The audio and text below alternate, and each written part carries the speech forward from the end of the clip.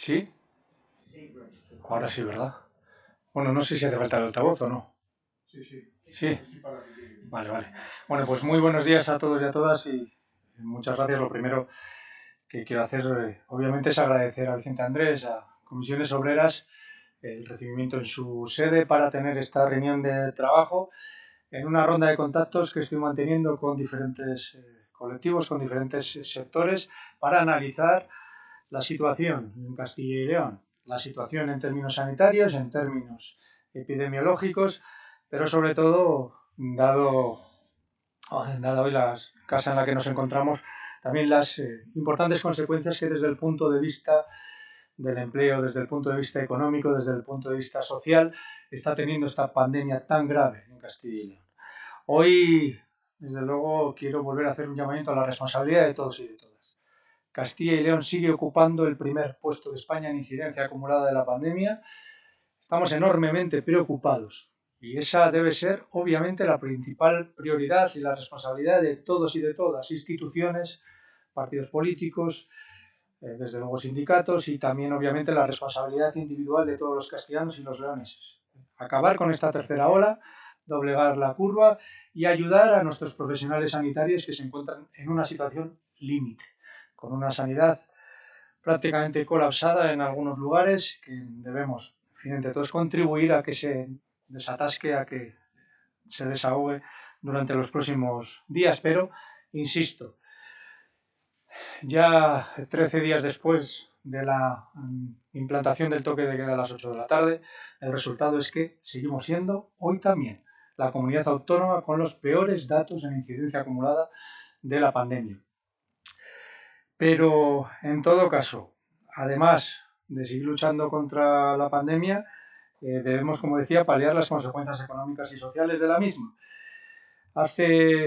Creo que ayer mismo, en una iniciativa del Grupo Parlamentario Socialista, con respecto al complemento de los trabajadores y trabajadoras en ERTE, nos encontramos una vez más con la sorpresa, con la indignación de que el Partido Popular y Ciudadanos votaron en contra de que se complementara la partida destinada a estos trabajadores que han estado en ERTE durante muchos meses de la pandemia, que se quedaron fuera de la convocatoria que la Junta de Castilla y León sacó. Estamos hablando de en torno a 36.000 trabajadores y trabajadoras que no recibieron ese complemento a su salario en una época de muchas dificultades, trabajadores y trabajadoras que tienen que llegar a fin de mes, que tienen que alimentar a sus familias, que tienen que pagar sus hipotecas y que no han recibido la ayuda de la Junta de Castilla y León. Y seguimos reivindicando que todos estos trabajadores que no cobraron lo hagan, pero además, dado que el Gobierno de España, junto con el diálogo social a nivel nacional, ya ha prorrogado los ERTEs hasta el 31 de mayo, queremos que todos los trabajadores que no se pudieron acoger tampoco a esa primera convocatoria de la Junta, desde el 31 de octubre pasado hasta el próximo 31 de mayo, todos los trabajadores reciban un complemento por parte de la Junta de Castilla y León. Es de justicia y es una necesidad social. Y desde luego creo que ya ha llegado el momento de que la Junta demuestre, casi un año después del inicio de la pandemia, que ayuda a alguien en esta comunidad autónoma. Hemos hablado también mucho, obviamente, del diálogo social, de la preocupación que mantenemos por lo que le está haciendo al diálogo social el actual gobierno de la Junta.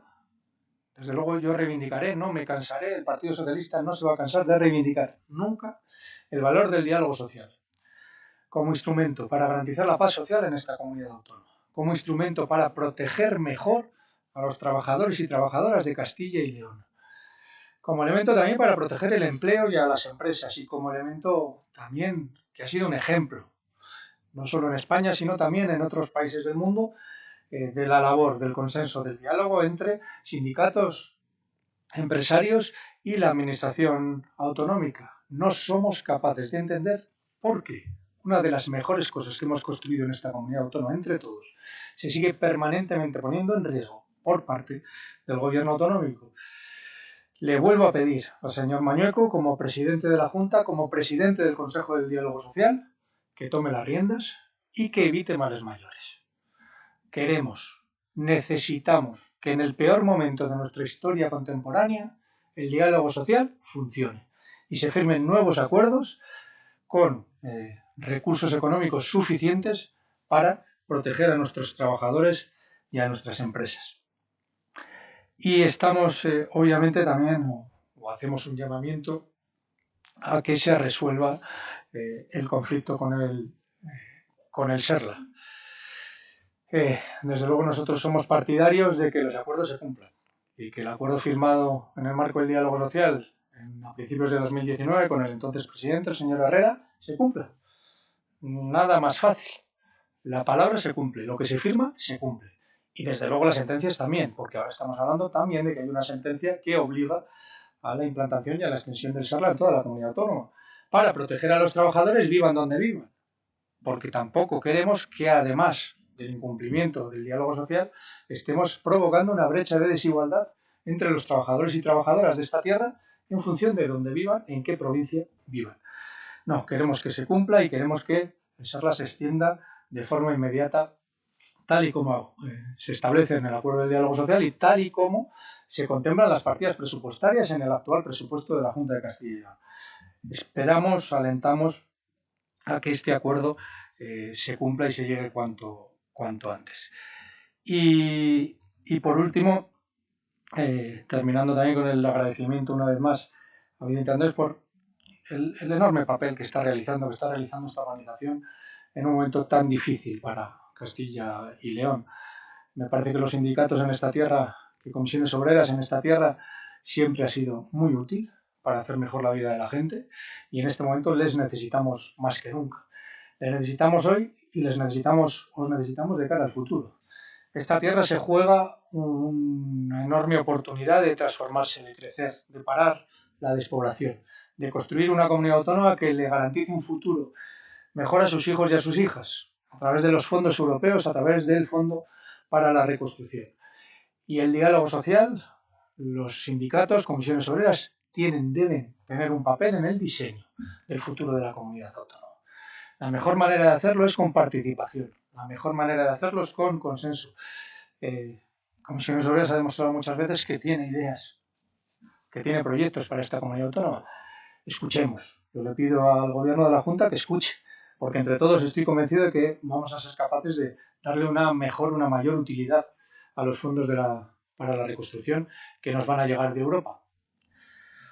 Y permítanme sí que haga un comentario, fondos para la reconstrucción que van a llegar 140.000 millones de nuevo, no gracias, sino a pesar del Partido Popular y Ciudadanos, que ayer en el Congreso de los Diputados intentaron una vez más paralizarlos. Ayer el Partido Popular y Ciudadanos votaron en contra del reglamento, del Real Decreto para el desarrollo, para que esos 140.000 millones de euros lleguen a España y lleguen a las comunidades autónomas que más lo necesitan, como la nuestra. No soy capaz de entender el porqué. En todo caso, este dinero va a llegar, este dinero es imprescindible para la modernización de nuestra comunidad autónoma y confío en que aprovechemos esta oportunidad. Muchísimas gracias, Vicente. Bueno, gracias a ti, Luis. Bueno, efectivamente hemos estado una delegación del sindicato con los compañeros del Partido Socialista y con Luis Tudanca a la cabeza y bueno, la verdad es que la reunión, que ha durado una hora, hemos pegado un repaso general a la situación de la comunidad desde el punto de vista sanitario, desde el punto de vista pandémico, que es lo que ocupa o ha ocupado prácticamente la totalidad de la reunión, desde la perspectiva sanitaria, desde la perspectiva económica, ¿no? Y desde la perspectiva sanitaria, bueno, desde luego la situación es preocupante, el sindicato lo ve con mucha preocupación. Nosotros estamos trabajando en los centros de trabajo garantizando las medidas de prevención, es nuestra principal actividad y compromiso en la lucha contra la pandemia y por lo tanto nuestro papel está ahí y no en cuestionar las medidas sanitarias que proponen las autoridades sanitarias a través de sus gobiernos autonómicos, el gobierno nacional, en fin, no entramos al cuestionamiento de las mismas, no es que seamos equidistantes, tenemos opiniones, pero esa es una parte que no queremos tampoco contribuir, digamos, al conflicto, a la polémica con una opinión más, ¿no? Yo creo que eso les corresponde a otros. Nosotros lo que tenemos que hacer es hacer cumplir las normas sanitarias y prevenir a los trabajadores y a las trabajadoras en los centros de trabajo. Pero sí vemos con mucha preocupación las medidas económicas y la política de consenso o de enfrentamiento más bien la falta de consenso y enfrentamiento que se está produciendo en la comunidad como consecuencia de la pandemia, ¿no? El marco de las relaciones con los profesionales, el marco de las relaciones con el diálogo social, el marco de protección a los trabajadores. Y ahí sí que efectivamente tenemos una opinión que no es desde luego muy positiva hacia lo que en estos momentos la Junta de Castilla y León está haciendo, ¿no? Vale con que tienen mayoría en las Cortes, vale que es el gobierno, pero en una situación como de crisis sanitaria y económica como la que estamos, se necesitan consensos, se necesitan colaboración, se necesita que estemos todos juntos para salir de la crisis. Y no como lo que se está haciendo, que lo que se está haciendo es una política, en algunos casos, de engaño, como ocurre en el sector sanitario con los profesionales. Hay claramente una posición de engaño al colectivo de trabajadores y trabajadoras de la sanidad. Y eso es inaceptable. O sea, los profesionales que están dando la cara en primera línea, que están ayudando desde su esfuerzo a salir y a atender las cosas, se les paga de una manera absolutamente negativa, por decir una manera. No quiero buscar un adjetivo demasiado contundente, pero se está imponiendo un decretazo se ha impuesto un decretazo sin negociar y eso es inadmisible. A los profesionales hay que tratarles desde el agradecimiento por su trabajo y desde luego con un proceso de negociación y llegar a las medidas que sean necesarias. Ellos seguramente que lo están haciendo en la práctica, en su flexibilidad, en su dedicación, pero que no se imponga de la manera que se ha hecho quitando derechos con un decretazo que el presidente Mañueco estableció a finales del año pasado. Y eso, desde luego, es rechazable por parte del sindicato. Como también en el tema educativo, que seguimos con los empleados públicos, con los trabajadores de la Junta de Castilla y León. Los protocolos que se establecen para los colegios, para los profesionales, para el mundo de la enseñanza en general, son protocolos que ya están obsoletos. Ahora la pandemia se ha intensificado y se necesitan otros protocolos seguros para mantener la presencialidad en los colegios. Es necesario que el sistema educativo siga siendo presencial. Es bueno para los alumnos, es bueno para las familias, es bueno también para la economía. Por lo tanto, hay que hacer una presencialidad segura y eso requiere una adaptación de los protocolos. Y de nuevo, la Consejería, la Junta, tampoco atiende a esas cuestiones y por lo tanto nos preocupa y denunciamos esa actitud que se tiene con los sanitarios y con los docentes respecto a cómo abordar los problemas de la pandemia y de seguridad a los mismos. Luego, por otro lado, también hay coincidencia, y así lo hemos manifestado, con la problemática de los ERTES y de los complementos. En fin, ayer salían los datos de la EPA en relación al desempleo. Más allá de que sean algunos datos sorprendentes, es verdad que el desempleo está aumentando de forma importante con esta crisis. Pero, desde luego, si ha habido un elemento que ha frenado que hubiera en este país 2 millones más de parados, ha sido los acuerdos de ERTE. Ha sido que lo público responde ante una situación de crisis económica importante. Y lo que tanto cuesta al Estado debe ser también complementado en Castilla y León. Y efectivamente ahí vemos la negativa por parte de la Administración a avanzar en ese campo. Ya hemos tenido conflictos el verano pasado por no cumplimiento de los acuerdos y volvemos a insistir otra vez en que los ERTES que se han presentado como la salvación a la contención del cierre de empresas, también hay que arrimar el hombro desde Castilla y León. Y ahí próximamente tendremos reunión del sector de la hostelería y donde reclamamos realmente al gobierno que arrime el hombro poniendo también ayudas para los trabajadores y las trabajadoras, que en muchos casos son trabajadores y trabajadoras que van al desempleo y que tienen salarios de 500, 600 euros, y es lo que ingresan en sus familias. Y por lo tanto, un complemento de 200, 300 euros son vitales para salir de esa zona de pobreza que supone ingresar en una casa 600, 700 euros para 3 miembros de una unidad familiar. Por lo tanto, es imprescindible que el Gobierno de Castilla y León apoye también lo que se ha revelado, insistimos, como una tabla de salvación, como un muro de contención, que son los ERTE. Y por último, se han hablado de muchas cosas, ¿no? Y quizá, bueno, lo más relevante es esto y la gran preocupación que en estos momentos está en el estado de situación del diálogo social, ¿no? Realmente tenemos un problema de entendimiento con una parte del gobierno importante. Ahora mismo, con el SERLA, que es un servicio público que gestiona la administración y los sindicatos y la patronal a través de la Fundación SERLA, como digo, que es el servicio de mediación, que es un servicio público universal y gratuito, y así está estipulado por los acuerdos, por las sentencias y tal, pues en estos momentos está cuestionado. Este servicio público participado por los agentes implicados está cuestionado por el propio gobierno, y que todo hace prever que se va a iniciar, digamos, una senda de enfrentamiento con el gobierno si sostiene su posición de no extender el mecanismo de mediación de conflictos a las 8 provincias restantes de Castilla y León, y si no aumenta la plantilla dentro del propio SERLA, que va a colapsar los servicios de 6.000 demandas que hay,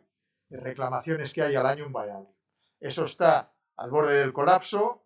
La administración no plantea dar un paso en ese sentido y nos va a obligar a generar un conflicto importante entre los sindicatos y la patronal con el gobierno. La Junta está a tiempo de corregir. No se puede tirar por la borda años de andadura, de consensos, de acuerdos, que hay un legado, una cultura ya de acuerdo que no sabemos por qué se quiere destruir. El destruir las cosas que funcionan, eso no es reformismo, eso es otra cosa, porque hay que reformar lo que no funciona, o si hay que hacer reformas de las cosas que funcionan bien es para que funcionen mejor, pero venir aquí a cargarse lo que funciona, el consenso, los acuerdos, porque parece que el alboroto da más notoriedad, pues yo creo que tenemos un problema en esta comunidad. Por lo tanto, pedimos a la Junta corrección en su tratamiento con los empleados públicos, fundamentalmente los sanitarios y los docentes, y que se atienda a la senda del entendimiento y del diálogo social en un momento que se requiere ante una pandemia tan cruel como la que estamos viviendo.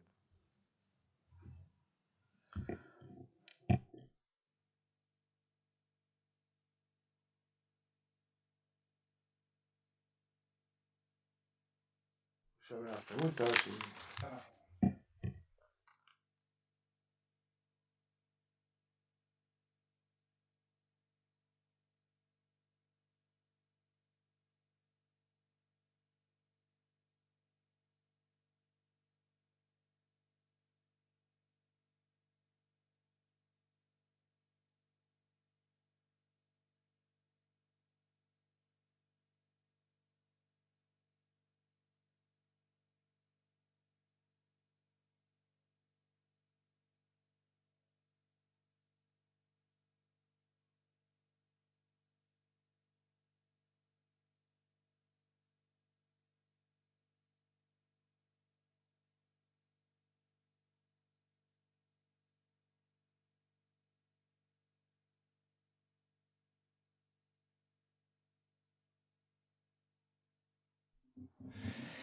Que si me han llamado a mí, pregunta. ¿Para qué? ¿Para volverme a mentir? Como lo hicieron la semana pasada, como mintieron a los alcaldes y a los presidentes de las diputaciones, como debieron mentir ayer otra vez también a los consejeros de la Junta. Es que ayer, después de un consejo de gobierno, y de encontrarnos con el pico más alto de la tercera ola en la peor situación de toda España, no adoptaron ninguna medida. Y el todopoderoso y plenipotenciario presidente en funciones de la Junta, que es el señor Igea, por la noche se va a la televisión y nos hace un nuevo anuncio. Pero ¿cómo pueden tomar las decisiones así? Es que no es serio. Necesitamos medidas ya. Tenemos una situación dramática. Hace 13 días que no adoptan ninguna medida. Y las que tomaron hace 13 días, desde luego, no están funcionando. Y lo único que tenemos es un anuncio en la televisión del presidente en funciones. Mira, en fin, yo creo que estamos en un momento absolutamente crítico ya, en lo que se refiere a la desconfianza y a la debilidad de las instituciones en Castilla y León, que está provocando únicamente el señor Mañueco con su absoluta desaparición.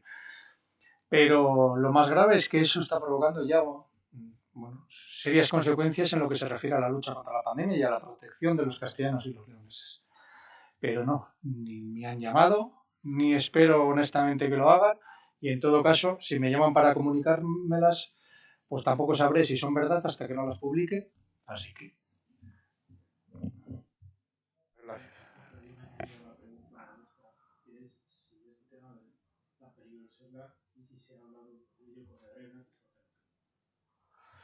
No, con Herrera no hemos hablado, no hace falta hablarlo con él, pero no lo hemos hablado, es un acuerdo que vincula al gobierno actual también, no solo vincula a la persona que lo firma, porque tampoco lo firmé yo, estaba mi antecesor, Gelo, y tal, por lo tanto no es necesario, aunque sí que nos gustaría saludarle porque realmente es el que inició una buena andadura con el diálogo social que ahora está en riesgo, ¿no?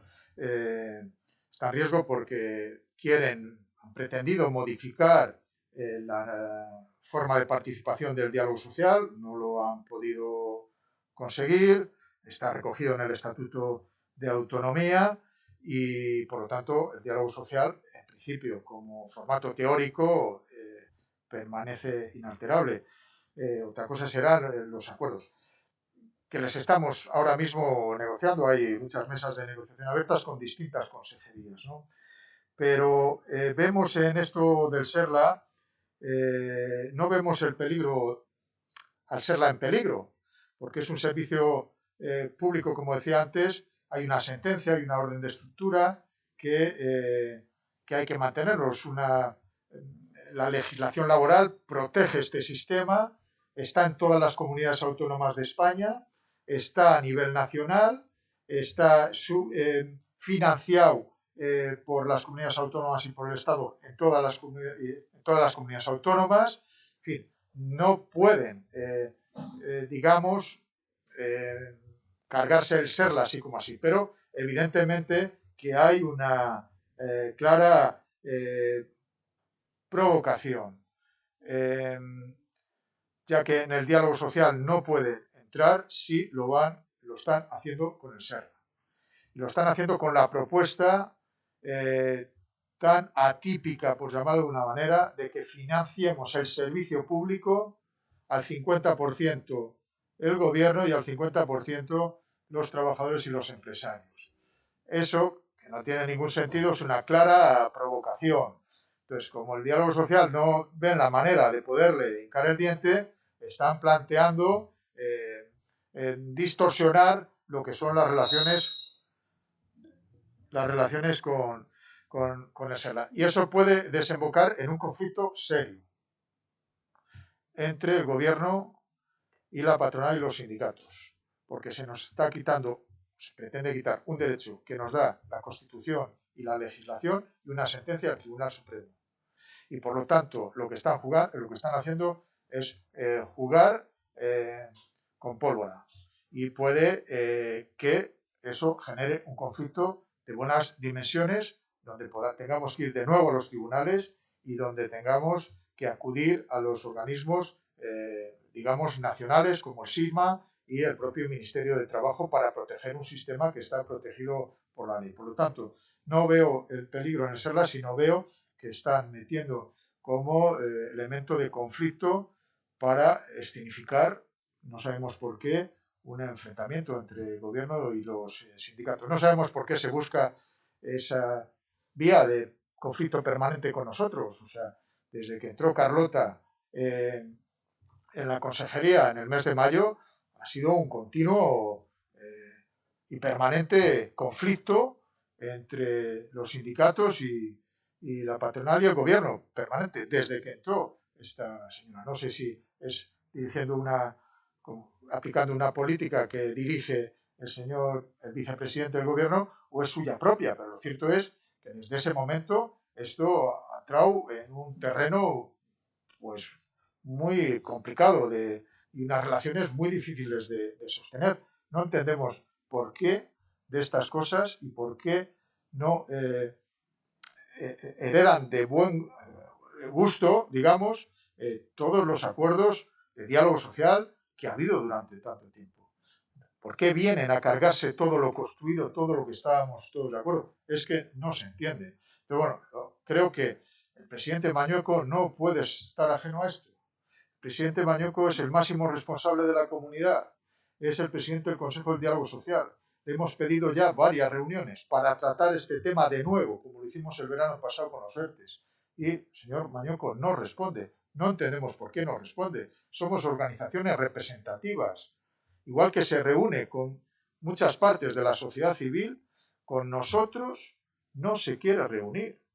Y que alguien nos explique si es que es prisionero del vicepresidente o realmente desprecia a los interlocutores sociales, a los trabajadores de esta comunidad, a sus representantes que somos nosotros. Desconocemos el porqué, pero sinceramente está en una dinámica perversa, insostenible, y yo creo que menospreciar al movimiento obrero es un grave error por parte del presidente Mañueco. Dos preguntas de Bamarín, de la cadena SER, a Luis. Si un mes después del inicio de la campaña de vacunación, ¿cómo se analiza el desarrollo y la respuesta a las irregularidades detectadas? Y otra para Vicente, en la misma línea de las anteriores, ¿cuál va a ser el siguiente paso de los sindicatos en el conflicto del SERLA si la Junta sigue en suspensión? ¿Quieres terminar con eso? Bueno, bien. ¿Que terminas tú, dices? No, sí, bien, vale. Vale. Bueno, esta tarde hay un patronato de la Fundación SERLA y donde se llevan las propuestas constructivas para desplegar, digamos, el SERLA en las 9 provincias de Castilla y León. Lo llevamos argumentado, llevamos el informe del gerente del SERLA para poderlo resolver. Es necesario contratar plantilla para gestionar esas 6.000 reclamaciones anuales que hay. Es necesario.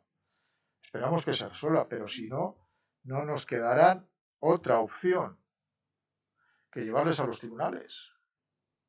O sea, pero no es por voluntad propia, es que o hacemos eso o vamos a perjudicar a mucha gente porque el SERLA no es capaz de gestionar 6.000 demandas al año con la plantilla que hay, que es la misma que en el 2000 con 200 conflictos colectivos. Ahora hay 6.000 más y está la misma plantilla. Es imposible.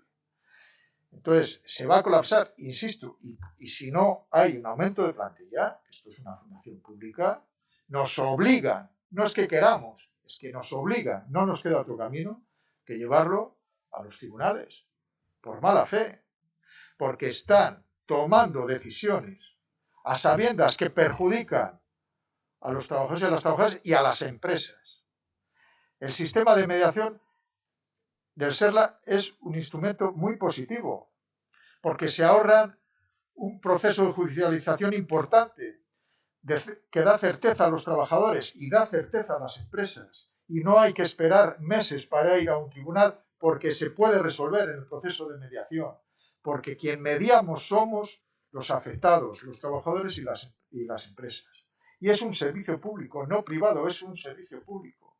Entonces, es de gran beneficio y, por lo tanto, no ponerlo en marcha puede generar un problema importante y nos van a obligar a ir a los tribunales y, desde luego, a defender y a explicar en los organismos públicos, nacionales, internacionales, la actitud de un gobierno, que es cargarse por la vía de los hechos con mala fe el serla. Y es que están tomando decisiones a sabiendas que están haciendo mal. Y eso no queda otra que una respuesta jurídica y de otro tipo que tenemos que estudiar. Pero vamos, estamos en el mismo barco a pesar de nuestras diferencias, que son muchas, la patronal y los sindicatos. Porque hay en algo que sí que estamos de acuerdo y es en intentar resolver los conflictos, ¿no? Ahora, bueno, con respecto a la vacunación, 3 consideraciones breves. Primero, me gustaría también poner esto en perspectiva. España y Castilla y León siguen estando a la cabeza mundial en el proceso de vacunación. No olvidemos que todavía hay muchos países en el mundo, sobre todo evidentemente los más pobres, que ni siquiera pueden imaginarse cuándo van a poder tener acceso a las vacunas. El proceso de vacunación en España, en la mayoría de los países europeos, va razonablemente bien. Ahora, se trata de la mayor esperanza de acabar con la vacuna que tenemos y por tanto hay que hacerlo aún mejor. En Castilla y León hemos pedido primero transparencia. Queremos el plan de vacunación específico de Castilla y León, como lo han hecho público otras comunidades autónomas, y hemos pedido acceso a los listados de vacunación. Por la segunda parte, control.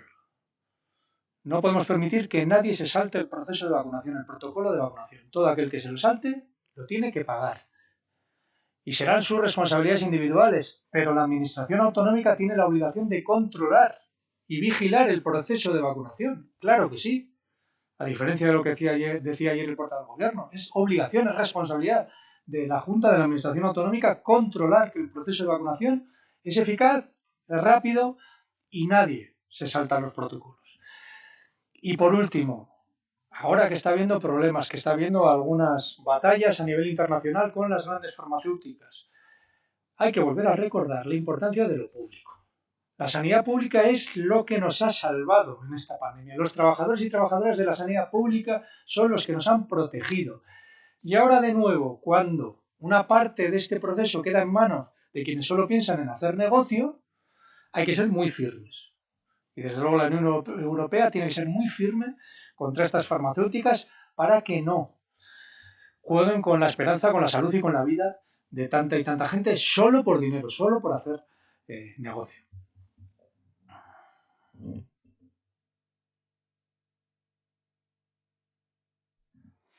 Pues muchas gracias a todos y a todas.